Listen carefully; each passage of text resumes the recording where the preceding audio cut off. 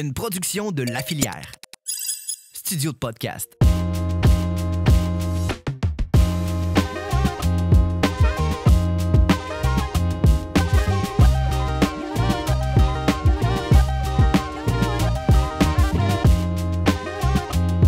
Bonjour, donc je me présente, Valérie Lavoie, propriétaire de la librairie du Portage. Aujourd'hui, au balado, une lecture qui a changé ta vie, je reçois Cindy Michaud et Marianne Boucher. Les deux filles sont derrière la page Instagram des filles des livres, donc si ça vous tente d'aller voir. Et on a eu encore une fois une super belle discussion sur plein de livres, mais je résumerai notre discussion en disant qu'on a parlé beaucoup de l'effet papillon. Donc, ça influençait les choix de Cindy, entre autres, mais finalement, on s'est rendu compte que beaucoup de choix et beaucoup de livres sur la table avaient cette thématique-là. Donc, je vous invite à les écouter. On est passé vraiment de plein de belles lectures, que ce soit dans la fiction ou que ce soit aussi dans des cas vécus. Donc, c'est le fun. Je pense de mémoire, on a été beaucoup dans la fiction, pas souvent dans des histoires de récits de vie. Cette fois-ci, on a des suggestions à cet effet-là. Donc, j'espère que ce balado-là va vous inspirer et va vous ajouter des livres sur votre pile à lire. Bonne écoute!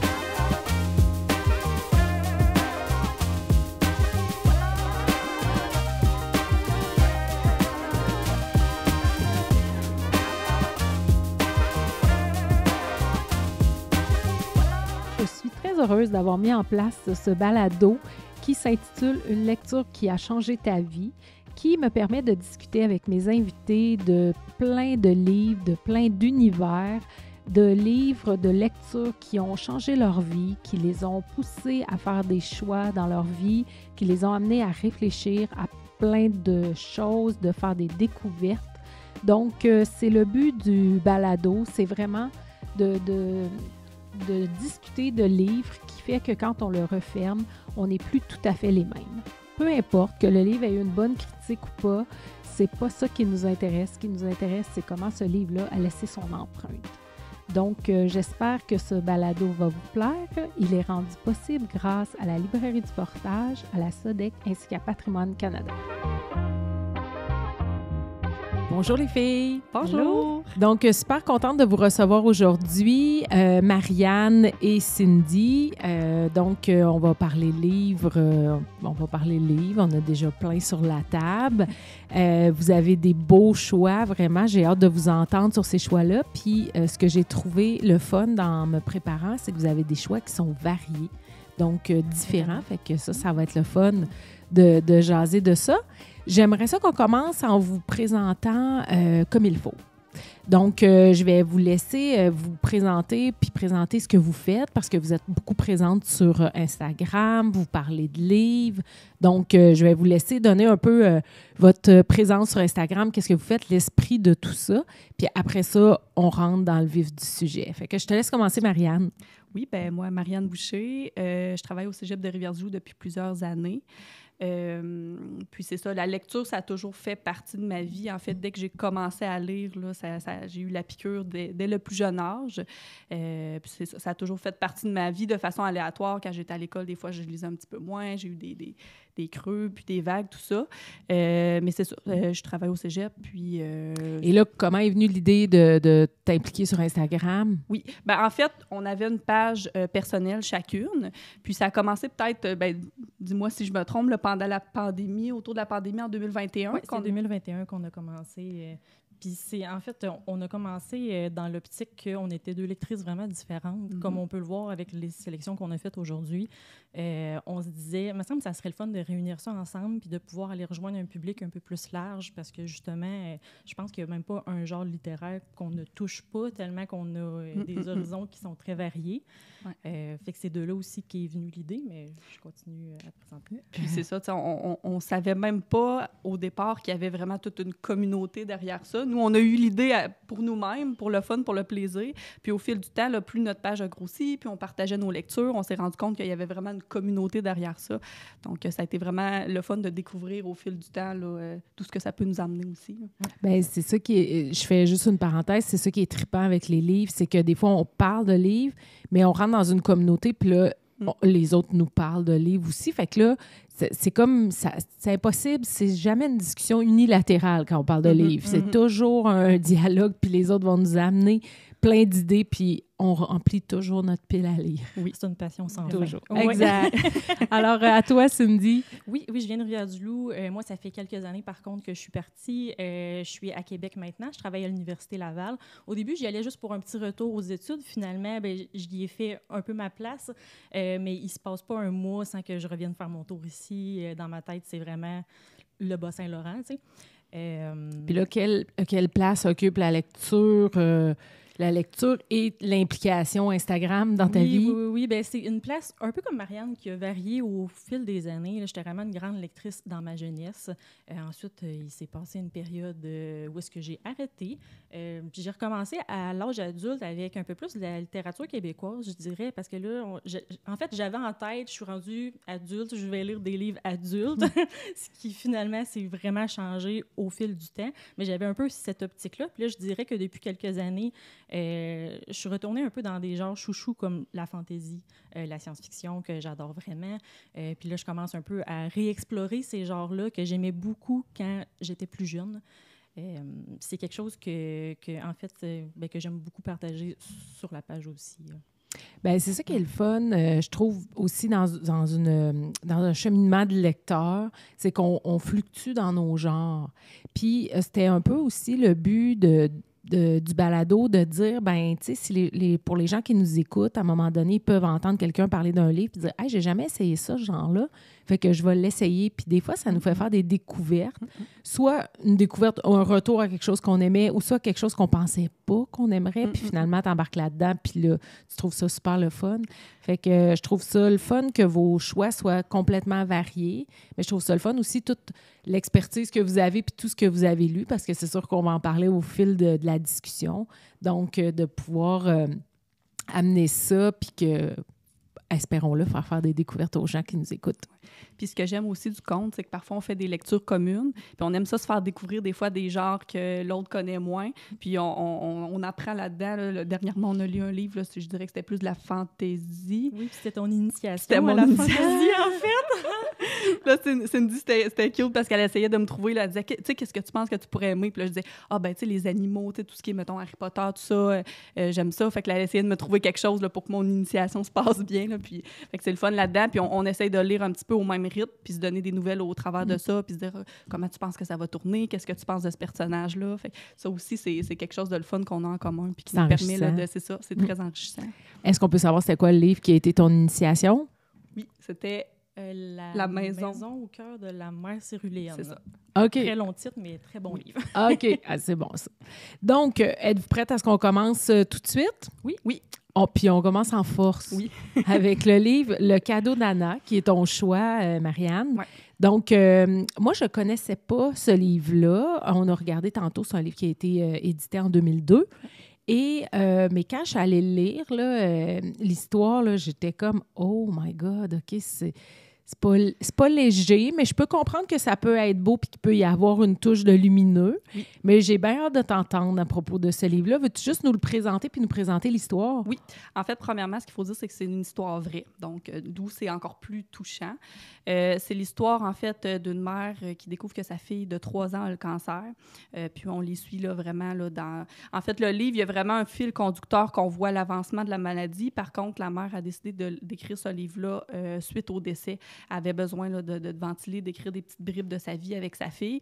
Donc, oui, il y a un fil conducteur. Par contre, les chapitres ne se suivent pas nécessairement là, à chaque semaine. C'est pas nécessairement chronologique. Des fois, c'est des petits bouts. Puis c'est ça qui fait la beauté de ce livre-là, parce que oui, il y a des petits bouts difficiles à lire. Il y a des petits bouts, là, on voit, c'est ça, la maladie qui avance. Par contre, il y a des... Tu sais, c'est une petite fille avec tellement de belle personnalité. Elle a un fort caractère. Elle en fait voir de toutes les couleurs, même aux professionnels de la santé. Fait que c'est de voir des fois des petits moments. Il y a des moments qui nous font rire, qui nous font sourire. rire. Qui Donc, doivent nous faire pleurer aussi. qui nous fait pleurer, ça, c'est certain. Là. Je vous le cacherai pas, ça fait pleurer, ce livre-là. Mais c'est ça, c'est de voir là, l'évolution des professionnels de la santé qui changent des fois des façons de faire parce que ça date des années 90. Des fois, l'approche avec les enfants n'était pas nécessairement la même. Donc, c'est sûr qu'au début, bon, ils s'adressent tout le temps à la personne adulte, puis la petite fille à Mana fait « Moi, je veux, présente-toi à moi, c'est quoi ton nom? » Puis là, on voit au fil du temps, c'est ça, l'évolution aussi de la pensée là, des professionnels de la santé. Donc, fait que c'est beau, c'est touchant, c'est sûr que c'est touchant, mais moi, ce livre-là, en fait, pourquoi il m'a touchée? Oui, c'est ça, j'allais poser comme question. C'est quoi qui t'a touché le plus? Oui. En fait, moi, quand j'ai commencé à lire un petit peu plus, là, justement, j'ai lu dans mon enfance, au début de l'adolescence. Moi, ma mère avait une grosse commode avec plein de livres de différents genres, des livres qu'elle se fait donner, des livres à mon père aussi au travers de ça. Puis là, je m'amusais à fouiller là-dedans, puis je dirais que c'est le premier livre que j'ai lu un petit peu plus adulte, avec une thématique adulte. Puis ça m'a fait prendre connaissance de beaucoup de choses, là, notamment la gratitude, la reconnaissance. Et moi, j'ai toujours été en santé, ma famille aussi. Fait que c'est le premier livre que j'ai lu que, OK, tu sais, c'est une histoire vraie, c'est la réalité. Il y a des familles pour qui ça va moins bien, qui vivent des défis. Donc, c'était de prendre connaissance de ma chance, de toute la reconnaissance que j'ai pour ma santé puis que la santé de mes proches. Tu étais quand même jeune quand tu l'as lu. Oui, j'étais vraiment, tu sais, je pourrais pas dire l'âge, là, mais je dirais peut-être 13, 14 ans, quelque chose comme ça. Là. Puis aussi, c'est le premier livre que j'ai lu aussi que l'histoire, ben, malheureusement, ça termine pas super bien. Puis ça m'a fait prendre connaissance que ben, la vie, c'est ça des fois. Là, c'est pas tout le temps une belle histoire qui finit super bien puis que tout le monde est heureux. Là. Donc, c'est ça, prendre connaissance aussi que, bon, des fois, il y a des livres où il y a des moments dans la vie qui se passent moins bien puis que la fin, malheureusement, n'est pas comme on le voudrait. Mais qu'il y a quand même une pointe... Il peut y avoir quelque chose de beau quand même quand on... Tu sais, dans l'histoire, là, avec le recul. Oui, puis c'est de voir l'évolution de la mère aussi. Puis la petite fille, elle a des frères, des sœurs aussi. Fait que c'est de voir aussi le petit frère, comment il vit ça, qu'est-ce qui en ressort. Puis après, tout l'amour, ils réussissent à rester serrés, rester une famille unie suite aux événements. Fait que c'est de voir toute la résilience qui peut en ressortir aussi, là, puis que la famille reste unie, puis que l'amour les tient ensemble. Ah, c'est beau, c'est vraiment beau. Mais je trouve que c'est souvent aussi le genre de livre que, tu sais, un gros bagage émotionnel, tu sais, ça va être des chapitres un peu comme un amalgame de tranches de vie, là, qui n'aura pas nécessairement une suite logique, mais qu'on présente plein de petits moments. Je trouve que des fois, c'est le genre de livre aussi qui présente une grande temporalité. Tu sais, on va y aller sur beaucoup de temps. Ouais. Puis c'est comme de voir aussi les moments les plus difficiles de la vie d'une personne rassemblés en un seul ouvrage. Fait que des fois, je trouve que c'est des livres qui sont comme porteurs de plus d'émotions aussi. Oui, oui. J'imagine que celui-là, c'en est un. Oui, puis c'est aussi, tu sais, c'est pas le temps qu'on passe sur la Terre qui fait si on touche plus ou moins les gens. Tu sais, cette petite fille-là, c'est de voir, là, oui, elle a touché sa famille, mais elle a touché aussi tout le monde qu'elle a croisé dans sa vie. Fait que c'est de voir, tu sais... Puis avec le livre, finalement, son histoire a touché bien plus grand qu'elle. On est encore assis ici, puis ça s'est passé dans les années début 90, puis on en parle, puis je transmets son histoire, donc c'est beau de voir que ça traverse les époques. Puis, bien, ça, c'est un peu la magie d'un livre. Là. Oui. C'est qu'il peut vivre longtemps, puis il peut nous toucher longtemps, puis même, à la limite, toucher différentes générations. Là. Si on pense à Harry Potter, il a touché plein de générations. Fait que ça, c'est un peu... c'est pas un peu... C'est la magie d'un livre. Exactement, exactement. Puis c'est drôle parce qu'il était resté dans la bibliothèque à ma mère. Puis quand que je lui ai parlé de ce livre-là, je disais hey, « Tu l'as-tu encore, le cadeau d'Anna? J'aimerais ça le présenter. » Puis avant de me le donner, elle le relu, puis elle avait les mêmes émotions que la première fois qu'elle avait lu. Là, puis elle était contente de le relire une deuxième fois. Fait que un livre qu'on peut relire plusieurs fois dans sa vie puis qui vient nous toucher, c'est signe qu'il y a quelque chose. Oui, c'est ça. Tu nous as convaincus, là. Il a l'air vraiment intéressant. Donc, maintenant, on s'en va de ton côté, Cindy. Oui. Là, on va en présenter comme un peu deux en parallèle. Oui. Parce que les deux ont la thématique « Et si ». Je trouvais que c'était une belle thématique. Je trouvais ça cute comme thématique. Fait qu'ils t'ont marqué pour ça, je suppose. Oui, bien, on dirait que juste le concept un peu de la décision effet papillon, c'est quelque chose qui me fascine personnellement, autant dans ma vie, autant quand je lis un livre. Ben, en fait, je trouve que c'est quelque chose dans un livre que j'expérimente, même quand le livre n'a pas ce concept-là, dans le sens que je suis une lectrice qui est passionnée, mais quand je lis un livre, je suis à 100% dedans, puis ça va vraiment être mon genre un peu de faire des hypothèses sur « Ah, mais si le personnage avait fait tel choix au lieu de ce qu'on me présente dans le livre, qu'est-ce qui aurait pu arriver? » Je me mets à me faire des scénarios. Mais t'es fait pendant la lecture ou t'es fait après? Ah, pendant, après, avant. OK, n'importe oui, quand. OK. Vraiment. C'est ça, puis c'est toujours quelque chose un peu qui m'habite, puis même moi, dans ma vie personnelle, ça me fait rire un peu parce que ma relation avec Marianne, c'est comme l'effet papillon de ma propre vie, parce que si on ne s'était pas rencontrés, il n'y a absolument rien dans ma vie qui serait comme ça l'est en ce moment. Je n'aurais pas le travail, je ne serais pas déménagée à Québec parce qu'elle était à Québec, j'ai été la rejoindre. Mon copain, c'est l'ami de son chum. Fait qu'au final, l'effet papillon est vraiment là. C'est ça. Et en fait, là, les deux livres que je voudrais présenter... oui, vas-y, là, présente-nous-les. C'est 2 livres que j'ai lus cette année, en plus, début 2024. Donc, J'étais un héros de Sophie Bienvenue, qui est un livre qui est sorti l'an passé. Comme il faut. Juste ici? Oui. C'est ça. Qui est un livre qui est sorti l'an passé, si je ne me trompe pas. Là, on suit le personnage de Yvan, qui est alcoolique, qui a une vie, en fait, à demi vécue, je dirais. Il est rempli de regrets. Il est né aussi dans une époque où est-ce que les hommes, les vrais, ne pleuraient pas, mais Yvan, c'est un grand sensible. Et ce qui arrive, en fait, c'est que l'alcool, c'est devenu son fort. Mais c'est aussi ça qui le tire vers le bas la plupart du temps. Et ce qui est arrivé, en fait, c'est qu'il a perdu le contact avec sa fille au fil de mauvaise décision qu'il a prise. Et là, on arrive à un point où Yvan, dans son alcoolisme, est vraiment rendu à un point où peut-être qu'il va décéder. Donc là, il y a un choix à faire. Oui, et là, ça. le ici. Et si il reprenait contact avec sa fille pour, faire un bout de chemin avec elle encore, peut-être voudra-t-elle le pardonner. Là, c'est comme un livre aussi beaucoup sur le pardon, sur l'acceptation d'une situation, mais il y a aussi le ici, je faisais juste accepter la situation telle qu'elle était et que je ne reprenais pas contact avec ma fille parce qu'elle a fait ce choix-là de me quitter. Et ici, je décédais tout seul un peu aussi. Fait que là, on aborde de ce côté-là la résignation. Fait que c'est comme... On a ça en parallèle? Oui, c'est un chapitre de chaque en alternance. OK. Puis est-ce qu'on a, sans divulgacher rien, est-ce qu'à la fin, on sait quel ici a choisi? Non, mais on a une fin... en fait, on a plusieurs fins. OK. Puis on choisit un peu la nôtre, en fait.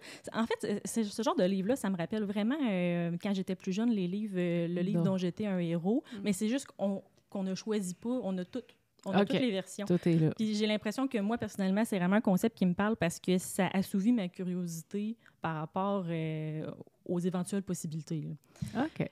Fait que ça, c'est ça. Ça, c'est le premier qui est vraiment un livre super touchant. En fait, cette autrice-là, c'est une de mes autrices préférées. Je trouve qu'à chaque fois qu'elle écrit un livre, il y a un concept original qui l'habite. Là. Je fais un parallèle avec un autre livre qui s'appelle « Autour d'elle ». En fait, c'est un amalgame de chapitres où est-ce qu'on regarde le personnage principal, mais par les yeux des autres. Donc, tout au long du livre, on est autour d'elle. Okay. Je trouve que cette autrice-là est juste vraiment originale avec ses concepts au-delà de celui-là.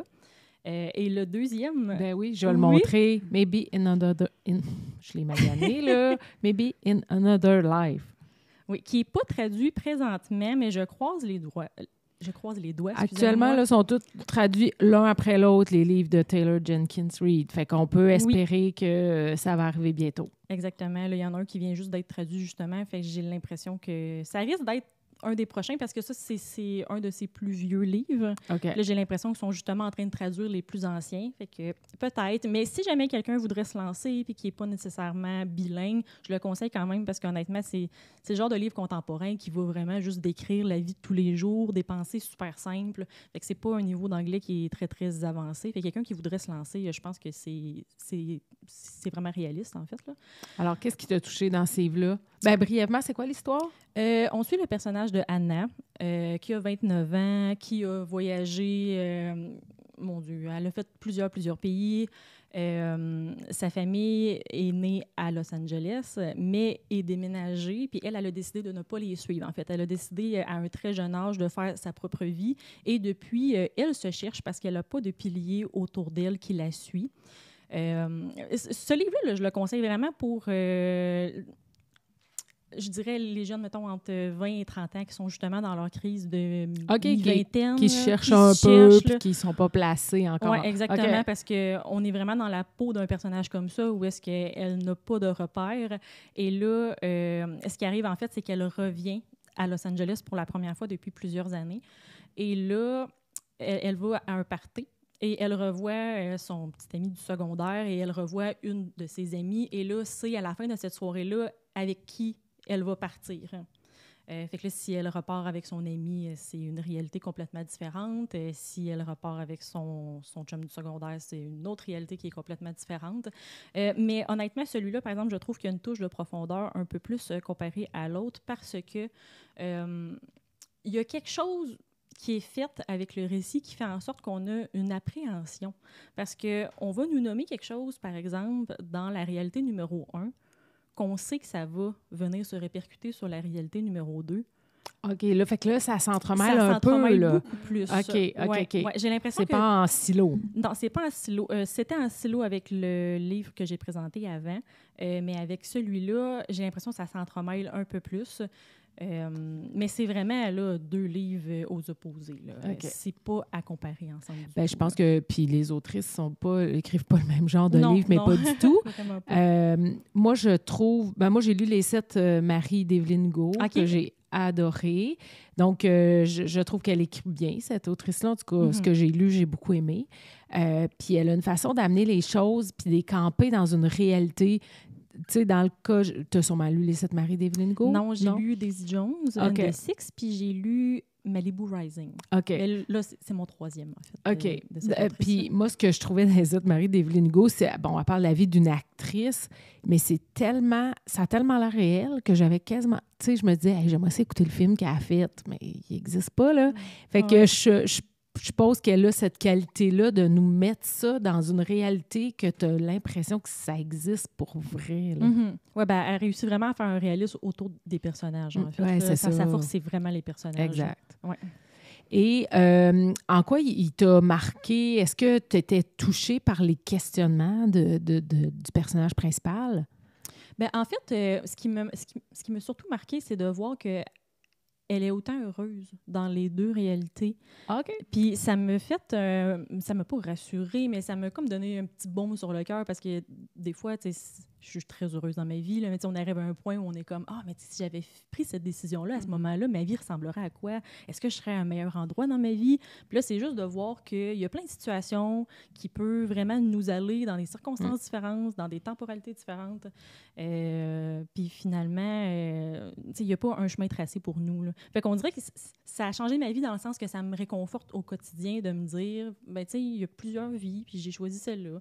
Puis c'est correct. C'est correct. Oui, exactement. Fait que c'est pas nécessairement une histoire qui me porte à tous les jours, mais ça m'a juste fait du bien dans le moment, puis je pense que je traîne un peu ce bien-être-là par après. Ah, c'est bon. Je pense que si on se met à se questionner tout le temps, chaque décision, ben là, si je fais ça, ça va apporter telle conséquence. À un moment donné, ça vient anxiogène, ça met une pression aussi. Je pense qu'il faut toujours se dire, ben j'y vais avec les meilleures infos que j'ai, la meilleure décision, je la prends, puis on y va, puis ça va m'amener à quelque part. Ouais. Puis... Mais c'est le fun quand, c'est ça, des fois, de lire un livre qui te rappelle ça. C'est ça, exactement. Ça me fait penser, je pense, la 3e fois, j'en parle dans un balado, parce que moi, je l'ai full aimé, ce livre-là, qui est La bibliothèque de minuit. OK. Et c'est vraiment ça, l'histoire, c'est que le personnage principal, sa vie, elle va vraiment pas bien. Et en fait, elle fait une tentative de suicide. Et là, bon, elle arrive à quelque part. Puis on lui dit, ben tu pourrais faire des choix différents, recommencer. Fait que là, elle a triple, elle se dit, Caroline, j'essaie telle vie, j'aurais aimé ça, faire ça, j'essaie ça. Puis là, l'autre volet aussi, c'est que des fois, on peut se dire dans le ici, ah, si j'avais choisi ça, et puis là, on imagine juste le beau, là, parce que c'est... Fait qu'on se dit, ah, ça aurait été bien mieux. Fait qu'elle, elle peut l'essayer, mais il y a d'autres difficultés là, qui arrivent dans cette vie-là qu'elle essaie. Là. Fait que là, elle dit, ah, non, pas celle-là. Elle revient. puis là, elle en essaie un autre, puis là, elle en essaie, puis, tu sais, c'est ça, il n'y a rien de parfait. Fait qu'à un moment donné, c'est ça. C'est intéressant parce qu'à un moment donné, tu fais un choix, puis tu dis, ben je rentre là-dedans, là. On l'assume, puis... Exact. C'est qu'on oublie, en fait, que c'est pas juste des acquis différents qu'on aurait dans l'autre réalité, mais on aurait des défis différents c'est aussi. ça, ben oui, c'est ça. Ouais. OK, ben super intéressant, vraiment, le concept et l'idée derrière, là, très bien, très intéressant. Fait que là, vous avez des beaux choix ce matin. Alors, on revient à toi, Marianne. Oui. Alors là, on va présenter un classique. C'est un classique, là. Moi, depuis que j'ai la librairie, on le vend. Il est sorti avant que j'ai la librairie. Puis ça fait 9 ans, puis ça fait 9 ans que je le vends. Donc, on parle bien du White Café de John P. Streleski. Est-ce que tu peux nous parler pourquoi tu as aimé ce livre-là, puis un peu brièvement nous dire quelle est l'idée derrière le livre? Parce que c'est vraiment une idée, je trouve, ce livre-là. Oui. Bien, en fait, c'est un livre vraiment de développement personnel. Je trouve ça intéressant parce que j'écoutais le podcast avec Karine Malenfant, je crois, là, puis elle disait, tu sais, des fois, les livres, ils arrivent au bon moment au bon moment où tu en as besoin, ben, je le vois un petit peu comme ça, ce livre-là. C'est ça. L'idée derrière, en fait, là, ben, c'est l'histoire de John là, qui mène une vie, selon les normes de la société, une bonne vie, il a bien réussi. Par contre, sa vie ne le satisfait pas. Il s'en rend pas compte tout de suite. Il décide de partir en vacances, il va sur la route, il se perd, il tombe sur un café. Puis on se rend compte assez rapidement là, que c'est pas un café comme les autres. Il y a un aspect un peu mystique dans ce café-là. Puis là, il se fait poser des questions par la serveuse, le cuisinier. Ça l'amène vraiment tout le temps à se questionner, dont la première question, c'est « Pourquoi suis-je ici? » Puis on se rend compte rapidement que c'est pas pourquoi je suis au café, c'est vraiment pourquoi je suis ici sur la Terre, c'est quoi ma raison d'être. Donc, on se lance vraiment dans des grosses questions philosophiques. Bien, dans le fond, il y a 3 grosses questions. Oui. Pourquoi êtes-vous ici? Craignez-vous la mort? Êtes-vous pleinement épanoui? Exactement. C'est des grosses questions. Oui, c'est des grosses questions. Puis, tu sais, c'est ça, rapidement, là, il discute avec tout le monde, puis on voit vraiment rapidement, là, le livre, il se lit super vite. Là, puis honnêtement, je le conseille un peu comme Cindy, tu disais tout à l'heure, là, les gens 20, trentaine, même adolescence, les gens qui se questionnent un peu, qui se cherchent, c'est beaucoup tourné vers l'aspect professionnel, je dirais. Là. Puis c'est ça, ça amène des bonnes questions que je trouve que c'est important de se poser puis qu'on se pose pas assez dans la vie. Là. Pourquoi suis-je ici? Bon, c'est sûr que c'est pas le genre de questions qu'on se pose le matin en prenant son café, mais je pense que c'est important des fois dans sa vie de se la poser des fois de s'arrêter. Oui, de s'arrêter. Quand on arrive à des intersections, là, qu'est-ce que je fais actuellement? Est-ce que ça me comble? Est-ce que c'est vraiment le chemin que je veux emprunter? Qu'est-ce que je peux faire pour changer les choses si je suis pas bien? Donc, ça amène vraiment toutes sortes de questionnements là, à ce niveau-là. Puis je trouve ça vraiment... Honnêtement, ce livre-là, je le conseillerais vraiment autant là, des gens dans l'adolescence qui se posent des questions, qu'est-ce que je veux faire plus tard, autant des gens, des fois, qui sont en questionnement, réorientation de carrière, pardon. Moi, je le lirais. C'est drôle parce que quand je l'ai découvert, ce livre-là, j'en parlais à tout le monde. Il faut que tu le lises, il faut que tu le lises. Ah oui, c'est ça, on a le goût de le faire lire aux gens autour de nous. C'est ça. Comment il est arrivé dans tes mains? Comment Ben c'est ça, il est arrivé, là, j'allais même pas magasiner un livre, j'étais même pas dans une librairie, là, j'étais dans un endroit où il y avait un petit kiosque avec quelques livres, puis il a attiré mon regard. Là, puis j'étais justement en questionnement, en réorientation professionnelle, je finissais l'université, j'étais dans un travail, je me disais, est-ce que je veux faire ça toute ma vie? Donc, j'étais dans toutes ces questions-là, puis c'était, tu sais, je lisais le livre, puis je me reconnaissais tellement souvent dans le livre que des fois, j'en avais des larmes, là, parce que je me disais, waouh, enfin, tu sais, enfin un livre qui représente comment je me sens, puis qui m'aide un peu justement à pousser ma réflexion, là, parce que, tu sais, c'est beau des fois quand on a des questionnements d'en parler à sa famille, ses amis, mais ça, on dirait, j'ai l'impression comment il est fait, il nous amène vraiment à se poser les bonnes questions, puis à des petites pistes de solutions aussi pour trouver les réponses, là, puis on se rend compte rapidement que les réponses sont un peu en nous, mais ça donne quand même quelques outils là, qui peuvent nous aider. Moi, je dirais, parce que moi, je l'ai lu à un moment, ce livre-là, puis je l'ai lu à un moment totalement différent de toi, là, tu sais. Puis, je dirais que c'est un livre qui s'adapte. Tu sais, toi, tu étais dans une quête professionnelle, fait que tu l'as vu de ce sens-là, mais on peut le voir d'un autre sens si notre quête ou notre questionnement est un peu différent, tu sais. Fait que c'est ça qui est charmant de ce livre-là, tu sais. Comment je la veux, ma vie, qu'est-ce que je veux faire, pourquoi je suis ici. Fait que c'est peut-être un livre un peu adaptatif à notre situation. Puis, c'est un livre aussi, il y en a plusieurs. Je ne sais pas si tu les as tous lus. Oui, de mémoire, c'est une trilogie. Puis là, on voit vraiment, la base, là, puis on voit le personnage qui évolue là, à travers les livres. Donc, évidemment, là, je ne veux pas faire un divulgateur, mais il change de carrière, puis tout ça, puis on le voit évoluer là-dedans. Donc, c'est... Puis, il y a d'autres questionnements qui apparaissent au fil des autres livres. Chaque livre a ses questionnements.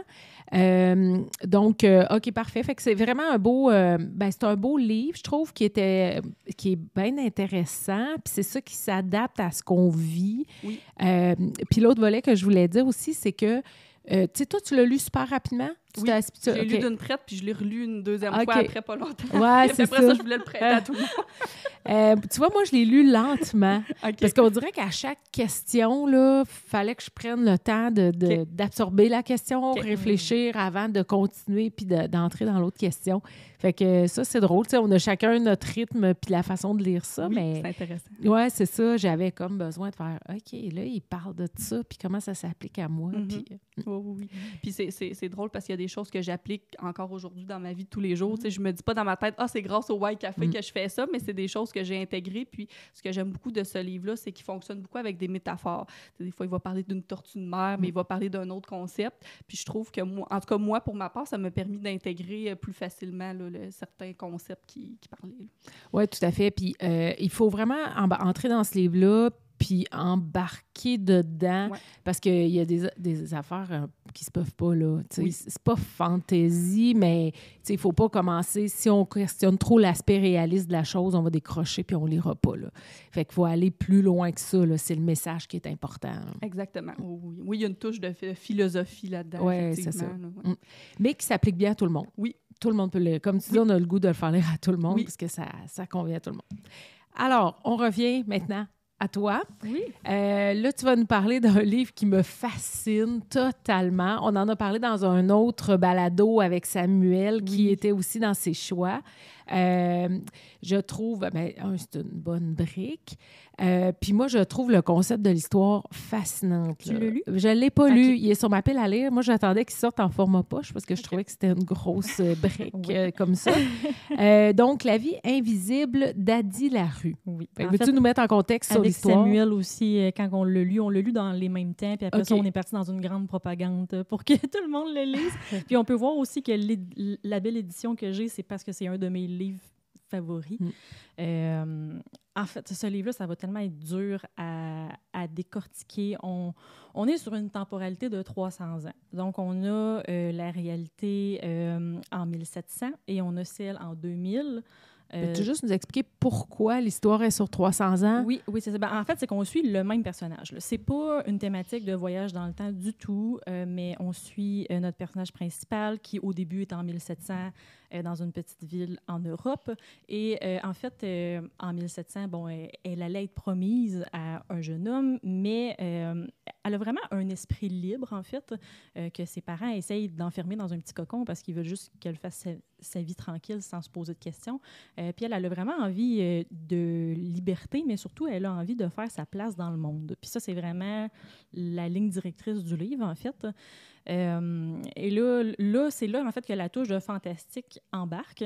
Et je fais une petite parenthèse où est-ce que je pense que c'est vraiment un bon livre pour commencer dans le fantastique. Quelqu'un qui n'en aurait pas lu du tout, là, qui aurait juste lu des thrillers du contemporain puis qui voudrait essayer, je trouve que c'est comme un bon jalon avant d'aller vers la fantaisie, parce que souvent, des livres avec la magie, c'est comme intimidant parce que oui, on a l'histoire à s'adapter, mais on a aussi tout ce qu'il y a autour, le monde, les codes sociaux, comment ça fonctionne. Donc lui, je trouve que c'est vraiment un bon jalon parce que oui, on a la touche magique, mais en même temps, ça se passe sur Terre. Fait que l'adaptation est un peu moins grande. Donc, est-ce que la touche magique, juste pour finir sur ce volet-là, est très présente? Parce que, tu sais, des fois, il y a des... Ouais, c'est ça. Fait que si elle l'est moins, c'est moins dérangeant, mettons. Exactement. C'est juste parce que, la fille vit 300 ans, donc techniquement, c'est pas réaliste. Un peu à la Diana Gabaldon. Ah, j'ai pas lu, par exemple. Non, avec le Chardon et le Tartare, là, au départ, oui, il y a une touche un peu fantaisiste parce que ça la ramène dans le temps, mais quand tu passes par là-dessus, après, tu as toute une histoire qui se déploie. Là, OK. fait que, donc, oui, il y a un bout de fantaisie, mais c'est pas comme un vrai livre de fantaisie où, comme tu dis, il y a des codes, puis on est toujours là-dedans. Là. Fait qu'il faut pas que les gens s'arrêtent à cause de ce volet-là. Non, vraiment pas. Le niveau magique, il n'y a rien nécessairement à comprendre pour le lecteur. C'est juste que c'est une touche qui est présente, puis il ne faut pas la questionner. OK. Alors, on continue. Fait que là, oui. notre personnage... Notre personnage veut échapper à sa vie, carrément. Donc, elle fait une prière lorsque le soleil tombe, mais il y a aussi une notion dans ce livre-là qu'il ne faut pas implorer les dieux de la noirceur. Je ne sais plus exactement comment il l'appelle, mais c'est quelque chose comme ça. Ce qui fait en sorte que sa prière est entendue, mais il fait noir quand elle fait sa prière. Donc, à ce moment-là, c'est pas un dieu, mais c'est plutôt un démon qui répond à son appel. Et bon, là, il y a un échange verbaux qui fait en sorte qu'elle se fait avoir. Parce qu'elle, ce qu'elle veut, c'est une vie de liberté. Donc, il lui dit, oui, parfait, tu vas avoir ça. Mais elle n'a pas mis de condition, elle n'a pas expliqué sa notion de liberté, ça incluait quoi pour elle. Donc, au final, sa vie de liberté, c'est qu'elle va vivre éternellement et en fait, elle ne pourra pas faire sa trace dans le monde parce que tout ce qu'elle va toucher va disparaître, elle ne pourra plus écrire. Si elle parle à quelqu'un, oui, elle va pouvoir lui parler, mais du moment que la personne va se retourner, il va oublier son existence. Personne ne la Donc, reconnaît. Elle peut faire ce qu'elle veut.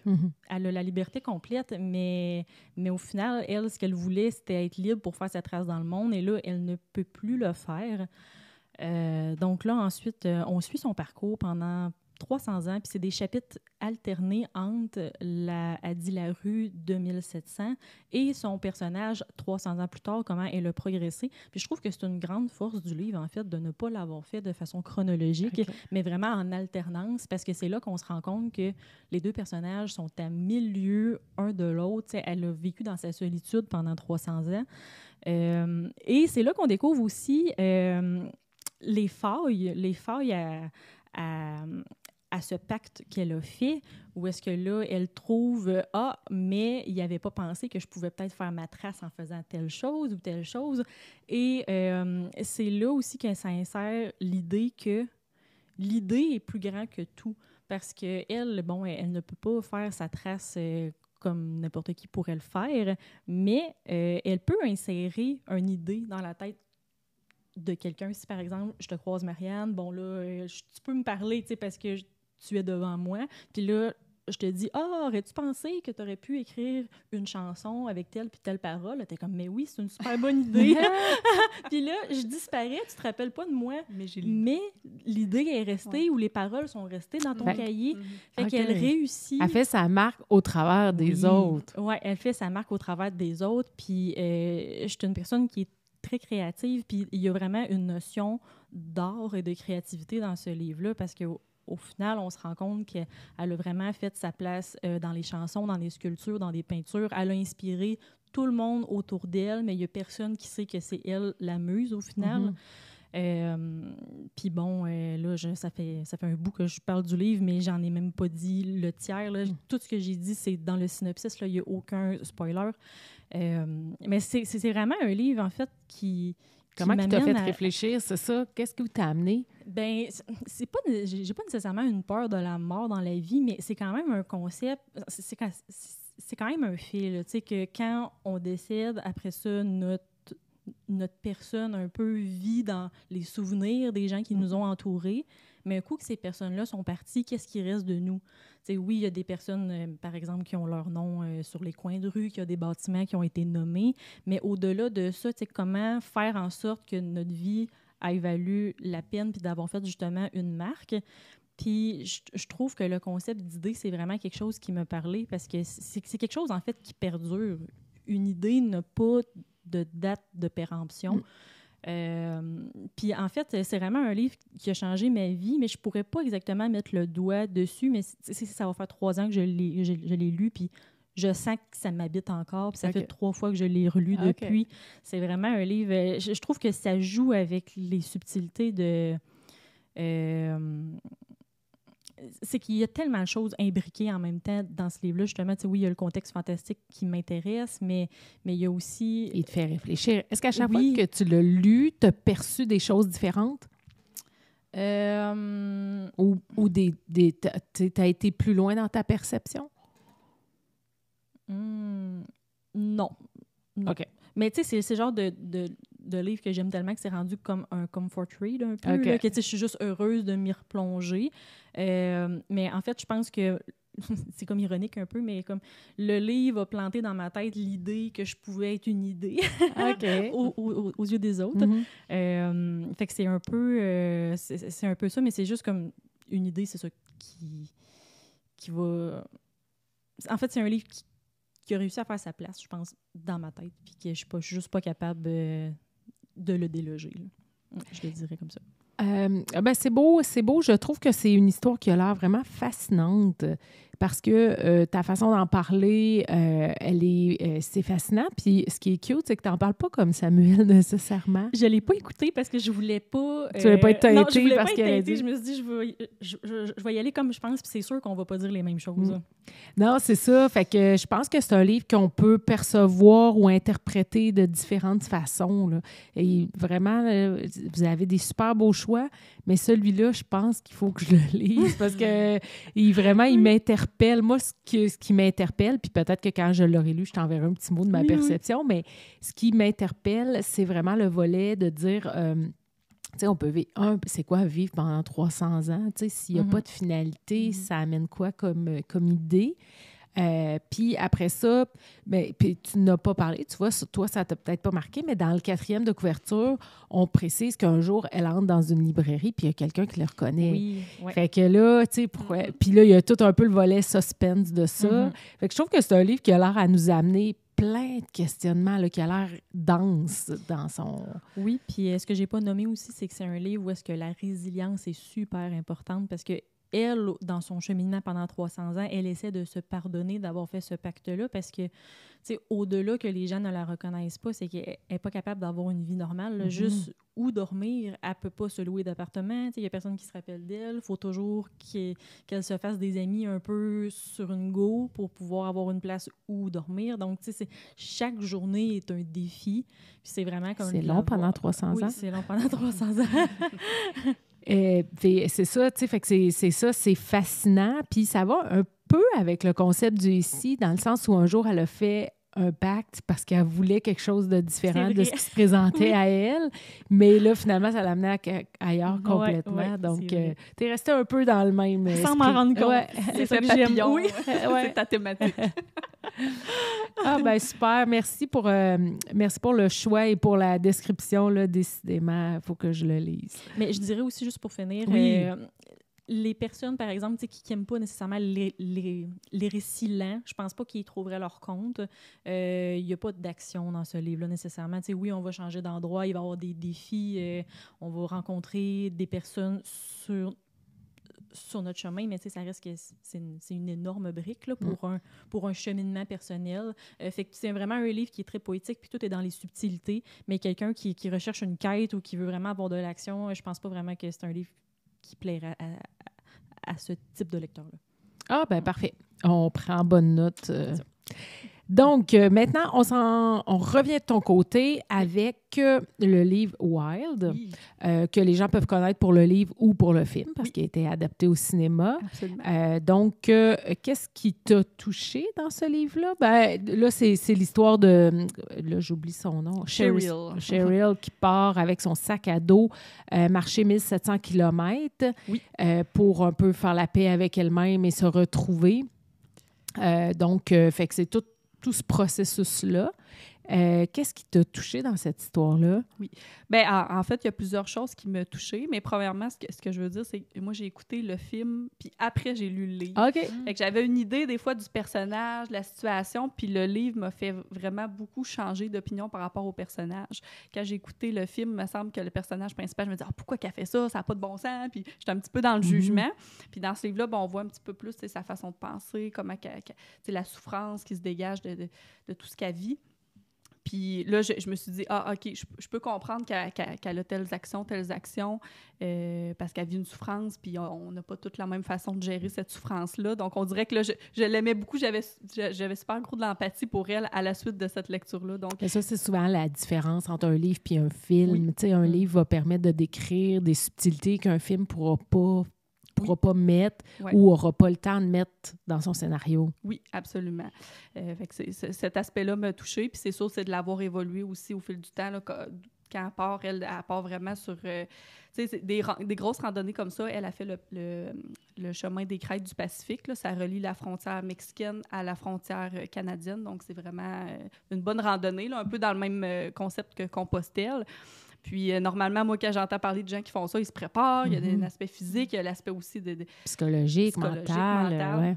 Puis elle part un petit peu plus, oui, elle se prépare, mais elle part un petit peu plus en toute naïveté. Puis on lit au début, là, c'est ça, elle prépare son pack-sac, puis finalement, elle pense jamais au poids. Fait que quand elle vient pour partir, elle est prête, mais elle est juste pas capable de mettre son sac à dos puis de partir parce que le sac à dos, il est trop lourd. Il y a comme un brin de naïveté dans son départ. C'est ce que je trouve beau aussi, puis c'est de voir qu'au final, elle était pas si préparée que ça, puis elle s'est rendue au bout comme tout le monde. Puis c'est ça, de l'avoir évolué au fil du temps, ça, j'ai trouvé ça excellent. Puis il y a l'aspect de nature aussi. Moi, je suis quelqu'un qui adore faire de la randonnée. Je fais des plus petites randonnées qu'elle, par contre, mais ça m'a même donné le goût de, tu sais, peut-être pas faire cette randonnée-là, mais de me dire, hey, une randonnée de plusieurs jours où on dort, on est vraiment en immersion avec la nature, tout ça. Ça m'a fait me questionner puis me dire, hey, je pense qu'un jour, ça serait peut-être un projet que j'aimerais faire, là, une randonnée un petit peu plus longue sur plusieurs jours pour apprendre un petit peu plus à se connaître puis vivre une expérience. C'est ça. Puis, est-ce que tu as été marquée par son... comment tu as été marquée par son cheminement psychologique? Ouais. Donc, parce qu'au-delà de faire la randonnée dans sa tête, il se passe plein de trucs, là. Fait que, comment ça t'a marqué ou influencé? En fait, c'est sûr que moi, quand on lit un peu sa situation au départ avant qu'elle parte, on voit qu'elle essaye plein de choses pour aller mieux, puis des fois, c'est pas nécessairement des choses qui sont bonnes pour sa santé, mais tu vois qu'elle se démène, puis elle essaie vraiment de vivre parce qu'elle vit un deuil au départ de sa mère, tout ça, puis ça lui amène d'autres problématiques, puis c'est de voir à quel point qu'elle se démène, puis elle n'y arrive pas, puis finalement, c'est ça que ça lui prenait, c'était une randonnée, puis d'être seule avec elle-même aussi, elle essaie de s'aider dans les bras d'autres hommes, avec sa famille, ses amis, tout ça, puis il n'y a rien qui l'aide, puis finalement, c'était vraiment de partir seule avec elle-même, avec ses réflexions, avec ses démons, là, pour passer au travers de son deuil, puis ensuite, là, quand elle revient, justement, puis c'est une histoire vraie aussi, en passant, je ne sais pas si je l'avais dit, fait qu'encore une fois, encore plus touchant, parce que ça s'est vraiment passé, puis c'est de voir, là, quand elle revient, là, à quel point elle a guéri de plusieurs choses, puis à quel point, là, elle a réussi vraiment à avancer, puis à continuer sa vie. Puis... Oui, c'est ça, parce que dans le fond, Cheryl Strayed, on peut la suivre, puis elle a fait d'autres livres après qui sont complètement différents de ça, mais on voit bien là, que sa vie n'est pas ce qu'elle était avant qu'elle parte. C'est ça, là, c'est donc, que cette randonnée-là a tout changé pour elle. Si elle ne l'avait pas faite, peut-être qu'encore une fois, l'effet papillon, là, ça va être la thématique du podcast. Mais c'est ça, si elle n'avait pas fait cette randonnée-là, si elle était restée dans ses anciens patterns, elle serait peut-être quelqu'un d'autre aujourd'hui. Là. Tout à fait. Fait au-delà d'être une histoire vraie, c'est l'autrice qui a écrit sa propre histoire. Oui. OK.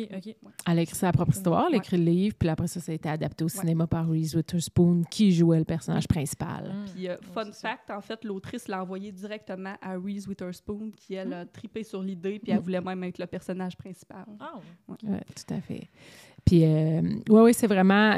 moi, je ne l'ai pas lu. J'ai vu le film, mais je ne l'ai pas lu. Mais je trouve que... moi, je la suis sur les médias sociaux, Cheryl Strayed. Puis, elle a sorti d'autres livres, là, dont Ces petits riens qui font tout, là, qui vient d'une chronique qu'elle faisait dans un journal où elle répondait à des gens qui écrivaient toutes sortes d'affaires. Puis, elle est super intéressante, là, son bagage. Elle assume son bagage. Pour avoir écrit le livre, c'est parce que elle était prête à assumer tout ça. Puis, tu sais, ça reste encore aujourd'hui, là. Donc, ouais, c'est vraiment... En tout cas, la femme qui est derrière ça est bien inspirante. Oui, vraiment. Mais toi aussi, on dirait que tu as comme une petite thématique des livres de développement personnel, mais incrustés dans des fictions. C'est un peu ça, tes deux choix aussi. Oui. Ben lui est moins incrusté dans une fiction, le cadeau d'Anna, non, parce lui, que ces deux-là, effectivement, quand même. Oui, c'est ça, mais on voit que tu as une thématique de développement personnel et de questionnement et de quête de sens, ce qui est bien correct. Puis c'est vraiment une portion de livres qu'on vend vraiment beaucoup à la librairie. Les gens, surtout, puis dans la période de pandémie, on a vendu vraiment beaucoup. Ah ouais. J'imagine. Donc, c'était un moment pour ça. Donc, oui. Ouais. Maintenant, moi, vous ai fait des petites suggestions. Je suis allée au mieux de ce que je pouvais connaître de vous parce qu'on ne se connaissait pas. J'ai regardé ce que vous présentiez, puis j'ai constaté que vous aviez plein de lectures vraiment variées. Donc, j'ai commencé par toi, Marianne. J'ai sorti un livre de Raphaël Giordano. En fait, je suis allée avec des formats poches parce que moi, j'aime beaucoup les formats poches à l'approche de l'été. Je trouve que c'est le fun, ça se traîne facilement. Tu glisses ça dans ton sac, puis t'es parti. Donc, c'est pour ça que j'ai choisi ça. Raphaël Giordano, je ne sais pas, est-ce que tu la connais? J'en ai déjà entendu parler. Je sais qu'elle fait un petit peu de développement personnel. Exact. Aussi. On est un peu dans la thématique. Elle, c'est vraiment ancré dans la fiction, son développement personnel. J'ai choisi Le spleen du popcorn qui voulait exploser de joie. Mais son grand titre, elle, a été Ta deuxième vie commence quand tu comprends que tu n'en as qu'une. J'ai pas choisi ça là, j'avais vraiment trop peur que tu l'aies lu. Je l'avais pas lu. OK. Mais je sais c'est qui, j'en ai entendu parler. Fait que peut-être ça va te donner le goût là, d'aller découvrir autre chose. Oui. Donc, elle est vraiment tout le temps dans des histoires, c'est ça, exactement. Le personnage a tout le temps une quête de sens. Dans ce cas-ci, bon, elle veut avoir la joie dans sa vie. Donc, elle va mettre en place plein de choses pour pouvoir développer ça. Donc, elle a une façon d'écrire, c'est le fun, c'est relax, ça se lit super bien l'été. Mais en même temps, il y a tout le temps des concepts qui sont amenés qui nous permettent de réfléchir puis d'appliquer ça ou non à sa vie. Puis là, je vous ai jointe à chacune un petit signet. J'ai des nouveaux signets à la librairie, puis je les trouve tellement cute que je me suis dit, je leur en donne chacun un. Donc, c'est des petits signets magnétiques que tu pourras mettre dans ton livre. C'est gentil. Ça me fait plaisir. Dans ton cas, à toi, Cindy, j'ai choisi le cloître. Ce que je trouvais intéressant, on est un peu dans le suspense, puis on est un peu aussi où le personnage principal va entrer dans un musée d'art, va faire des recherches, il est comme arrivé quelque chose, puis elle va tomber sur l'existence de cartes de tarot du 15e siècle. Puis là, ça pourrait avoir la clé pour prédire l'avenir. Donc, c'est vraiment, je trouvais ça intéressant, un peu tout le volet. T'es tombé dans le mille. Ouais, mon Dieu, tout me parle dans ce que tu viens de dire. Fait que je trouvais le ça musée le d'art, fun, les cartes, oui. Je suis bien contente, ça qui t'inspire. Donc, c'est tout le volet, c'est ça, là, tu sais, un peu le mystique, le polar, qu'est-ce qui est arrivé, pourquoi. Fait que, je sais pas, ça m'inspirait, tu vois, là, de te l'offrir. J'ai jamais entendu parler, en plus, j'ai jamais vu. Ben, en fait, c'est un premier roman. OK. Donc, puis, attends, est-ce que OK, là, je ne m'avancerai pas s'il est paru en grand format ou pas, parce que des fois, les éditions du livre de poche peuvent faire des parutions directement en livre de poche. OK. Là, je ne m'avancerai pas, il faudrait que je vérifie. Mais il y a quand même eu des super belles critiques auprès du New York Times aussi et tout, là, ce livre-là. Mais effectivement, on le connaît un peu moins. Bien, je suis très contente de faire une nouvelle découverte parce qu'on dirait qu'avec Bookstagram, justement, on en voit tellement passer que c'est pratiquement dur d'aller en librairie puis de se faire surprendre. Ben oui. Ah, ben là, j'ai je suis super surprise. Oui, c'est parfait ça. Puis dans ton cas, à toi, comme t'aimes tout ce qui touche l'art, ben, ton petit signet, c'est une petite palette de couleurs. Donc, et voilà. Fait que ça, c'est les livres que j'avais le goût de vous offrir. Si vous avez écouté le balado, vous savez qu'on finit avec des petites questions en rafale sur vos habitudes de lecture. Fait qu'on peut y aller une après l'autre. Je vous pose la question, vous me dites quelle est votre habitude. Donc, ma première question est comment vous choisissez vos livres? Moi, c'est souvent avec le mood. Je pense que je suis un mood reader. Ah, c'est bon. Mais c'est vraiment comme quand j'ai envie de le lire, c'est là qu'il faut que ça se passe. Il faut que je le prenne parce que sinon, si le bateau passe, ça va être un autre. C'est souvent comme ça. Mais je dirais que j'ai une bonne pile à lire aussi, là, fait que ça se joue là-dedans. OK. Moi aussi, c'est vraiment au feeling. J'ai travaillé 2 ans à la bibliothèque du cégep, fait que je voyais tout le temps, moi, les nouvelles parutions. Puis là, si le titre m'accrochait, là, je lisais, puis je me disais, ça m'intéresse ou pas. Là. Puis ben, là, je travaille plus là présentement, mais je fonctionne encore un petit peu comme ça. Là. Je vais rentrer en librairie, puis le titre m'accroche, je vais lire un petit peu si ça m'intéresse, je pars avec. Puis là, dans ce mood-là, quelle est l'importance de la couverture? Parce que généralement, la couverture est bien importante pour attirer. Est-ce que c'est la couverture, le titre, l'auteur? Puis là, après, c'est qu'est-ce qui fait que là, vous allez lire le 4e de couverture? Moi, je suis à la différence de toi, je pense. Vas-y. Moi, ça serait plus le titre, puis toi, ça serait plus l'esthétisme. Non, mais oui, mais je pensais que tu allais dire, tu sais, toi, mettons, tu vas y aller au feeling, tu vas être comme, ça a l'air bon, tu vas juste partir avec. Là. Moi, je suis comme le FBI du livre. Il faut que je sache tout. Il faut que j'aille fait toutes les recherches sur l'auteur. C'est son combienième livre, c'est à quelle maison d'édition. Okay. Puis là, après ça, je vais faire mon choix. Ah, OK. Fait que pas tant de spontanéité, quand même. Ben, la spontanéité pour faire la recherche. Ouais. OK. Mais non, c'est ça. Tandis à ton cas, toi, Marianne, là, c'est plus... Plus le titre, là, je dirais que je vais pas les yeux fermés non plus. Je pense que j'y vais vraiment, tu sais, avec le titre. Puis aussi, tu sais, s'il y a des petites informations, c'est comme là, je vois inédit, là, c'est sûr que je vais lire un peu aussi. Si c'est une histoire vraie, c'est sûr que ça va venir me chercher aussi. OK. Ben, histoire vraie, c'est vrai que s'il y a un sticker qui dit histoire si vraie, là, c'est parti, là. OK, c'est bon. À quel moment de la journée vous aimez lire? La nuit. OK. Ouais, là, mais je vais t'expliquer. Ben c'est juste que souvent, je vais penser à mes livres toute la journée puis je vais les lire toute la nuit. Je sais pas. Je suis vraiment... Tu t'endors pas dessus? Lectrice insomniaque, genre. OK. Ouais, puis souvent, tu sais, comme ce que je disais tantôt, là, quand je lis un livre, je suis à fond dedans, là, fait que c'est souvent dur de le lâcher. Mais là, j'essaie de prendre des bonnes habitudes et d'essayer de me garder des périodes aussi, là. Mais ouais, je dirais la nuit. Même si c'est pas une bonne réponse. C'est bien correct. Oui, c'est ça, c'est ta réponse, effectivement. C'est juste que des fois, le lendemain matin, c'est un peu tough. Ouais, c'est une réponse qui n'est pas très saine, mais c'est ma réponse. Moi, c'est plus en soirée avant de me coucher. Par contre, quand j'accroche vraiment sur un livre, ça peut arriver que le matin, je me lève ou même sur mon heure de dîner, là, je lise quelques pages. Mais en général, tu le traînes partout dans ce temps-là. Exactement. C'est pour ça que le format poche, ça va être parfait. C'est ça. Excellent. Combien de livres vous pouvez lire par mois? Bonne question. Je dirais 4. Ben moi, j'ai une moyenne de 1 par semaine. 1 par semaine? Ouais. OK. Moi, je dirais plus 1 par mois, parfois 2. Ça dépend vraiment du format du livre aussi. Si c'est une brique, ça va être 1, mais si c'est 2 plus petits livres, ça va peut-être être 2. OK. Fait que là, quand vous rentrez dedans, là, dans ton cas, Cindy, quand tu rentres dedans, ça va vite, là.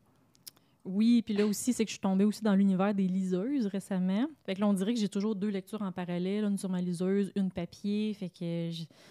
Puis la liseuse, mon Dieu que ça se lit vite, on s'en rend pas compte, là. Ça passe. On dirait que j'ai pas le réflexe de regarder, je suis rendue à quelle page. Je fais juste me concentrer sur lire, en fait.